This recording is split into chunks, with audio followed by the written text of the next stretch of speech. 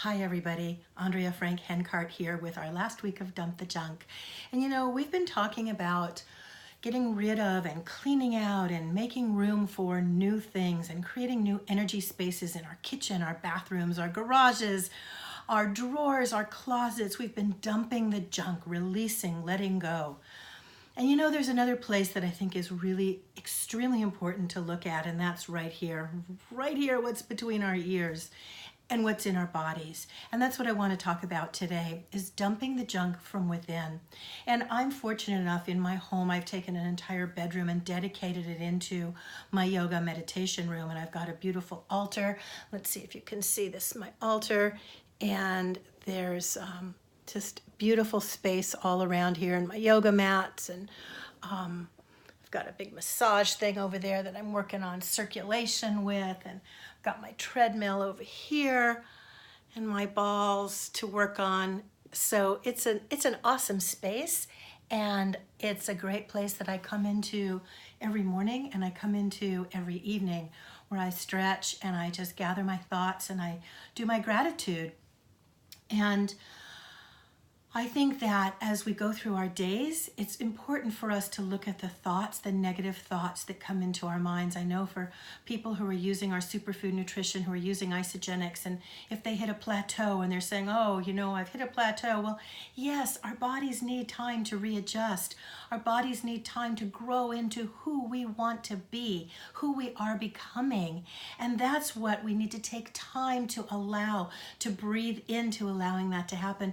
And I've created this space, and you can create that in your home, even if your home is super, super tiny and there's no room for one other thing. Even if you took one crystal or one little rose candle, something like this, just this little beautiful little candle, and if you put it in a spot on your dining room table or next to your bed or anything like that, and that could be your focus point. It could be anything. It doesn't have to be anything big or anything fancy. It's what you create that means something to you. It could be something like earthing, which simply means go out and put your bare feet on the grass, go walk in some sand, get close to the earth. Not walking on concrete, that doesn't bring you the energy, the energetic field that comes up through our feet into our bodies and actually feeds us. Another thing that feeds us are books. And for a long, long time, honestly, I didn't read books. Yes, I read research books because I'm a writer, 9 books. I had to research and read, look at information and gather information, but I didn't read for my mind. I read for my work, which fed my mind, but not in the same way. And someone just said to me, I really look at people she didn't use the word judge. She said, I look at people and I get a sense of who they are by what books are on their nightstand. And so I went and grabbed all the books on my nightstand, and I just wanted to share a few of them with you. I've got Seed of the Soul by Gary Zukav. I've read this probably 25 years ago. If you haven't read it, it's a brilliant book. Nothing to do with business, but all to do with the soul and the self.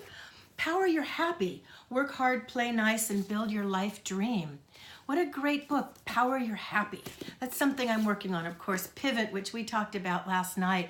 We're always pivoting and changing and switching every day in our lives. And this gives us a blueprint on how to do that. Quiet Mind, Journey of Joy by Dr. Michael Colgan.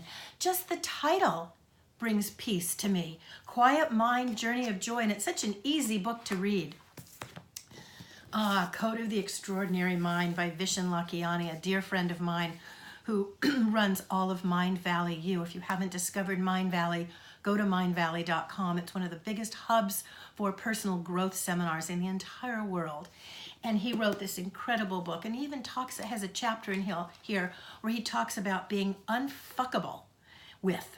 Unfuckable with? I think that's it. Sorry if you're offended by it, but it's cool. It's like, don't screw with me because I know who I am. I'm balanced in myself. I'm balanced in my soul. It's the unconventional laws to redefine your life and succeed on your own terms. Another one I have is Lisa Nichols, one of my dear friends and one of my favorite books, Abundance Now. Yes, now. Why not? Another one, Goddesses Never Age. That would be me. I'm working on that one by Christiane Northrup. And of course, our famous Eckhart Tolle, A New Earth Awakening to Your Life's Purpose. awakening to your life's purpose. This is something I'm working on every day. I don't always succeed. It's not always perfect, but guys, this is what we need to work on. So create that space for yourself. Create that space in your home where you can just take a few deep breaths and it brings you solace, brings you peace. Find a corner, find a plant in your house, a candle, anything, and grab yourself a couple of really good books. And instead of turning on TV or Netflix, get your mind wrapped around these. This will help you dump the junk from in between here and create a new self, a new way of being, a new way of thinking, a new way of showing up that attracts more people and more abundance into your lives. So with that, let's remember to dump the junk in all ways, every way, every day, release and let go, and be our best selves. Have a wonderful week, guys.